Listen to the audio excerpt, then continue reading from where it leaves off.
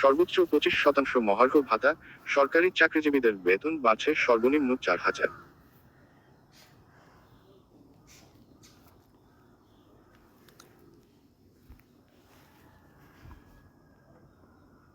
সরকারি কর্মচারীদের মহার্ঘ ভাতা এবারই প্রথমবারের মতো গ্রেড অনুযায়ী দেওয়া হবে।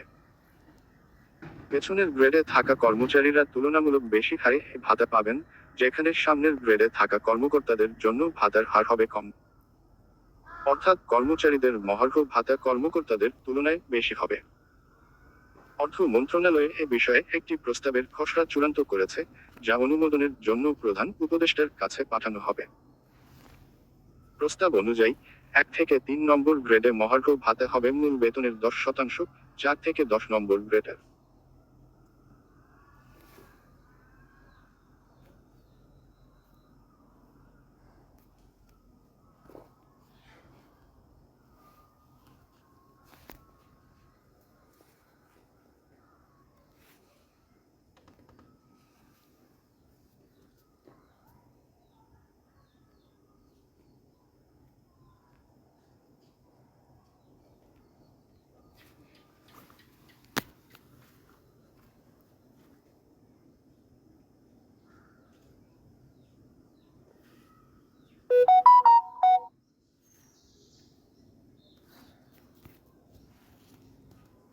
চাকরিজীবীরা পাবেন 20%, আর 11 থেকে 20 নম্বর গ্রেডধারীরা 25% হারে মহার্ঘ ভাতা পাবেন।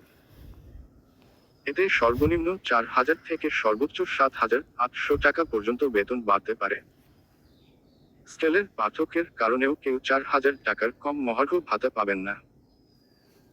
তবে মহার্ঘ ভাতা কার্যকর হওয়ার পর আগের সরকারের দেওয়া 5% বিশেষ প্রণোদনার সুবিধাটি আর বহাল থাকবেন না বলে অর্থ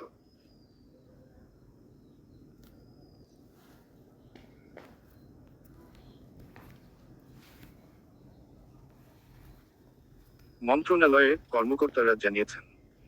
তারা আরও জানিয়েছেন, পেনশনে থাকা কর্মকর্তারাও মহার্ঘ ভাতা